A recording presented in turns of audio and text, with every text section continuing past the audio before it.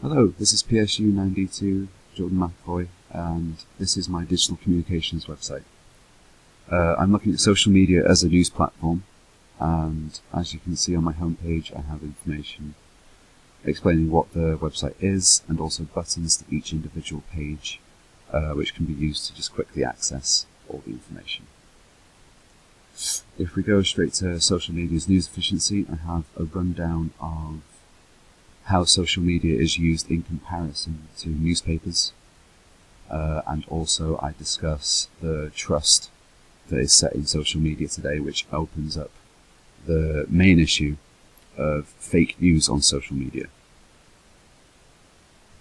which can be seen here. On this page, I explain what fake news is.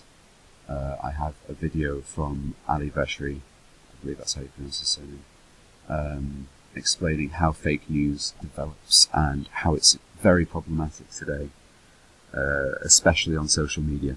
It's very easy for fake stories to spread between people, especially if they're not entirely sure which sites are trusted and which ones aren't.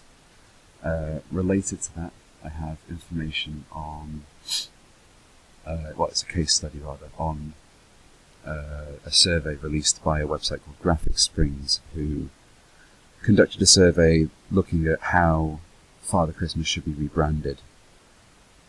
In that study, it was found that a small percentage believed that Father Christmas should be gender neutral. This was then released by the website, and it gained traction on a nation and worldwide scale. Websites all over the world were saying that a third of the population in general should believe that Father Christmas should be gender neutral, which obviously was not the case in that survey. It was a very small percentage. I have the statistics down here. So that's an example. The LGBT community received quite a backlash from that spread of articles, because it was suggested that the community were demanding this, and it caused a bit of conflict between the LGBT community and otherwise. So there's information on that there, and that's an example of how damaging fake news can be, especially on social media. Then I have a page on bots, automated user accounts, which are typically used to spread false information, especially on social media, mainly Twitter. I have information on their form, how they look, so to speak. There's also information on how to spot them, and how damaging they are to social media.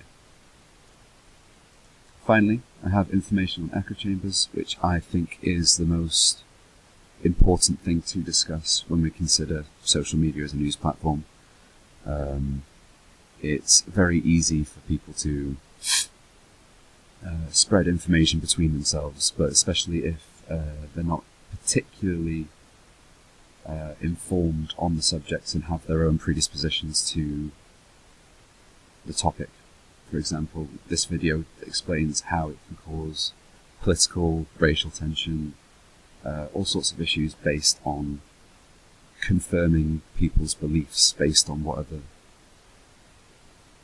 confirming their own beliefs rather, based on information that they see, and then they reject information that suggests otherwise, which on a social media platform where you have multiple people like that all clustered together on some pages, it can be quite problematic for society in general.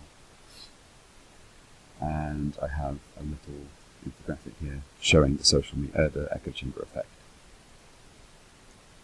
And finally, I have bibliography, which is a summary of all the sources I used in this video, this website rather.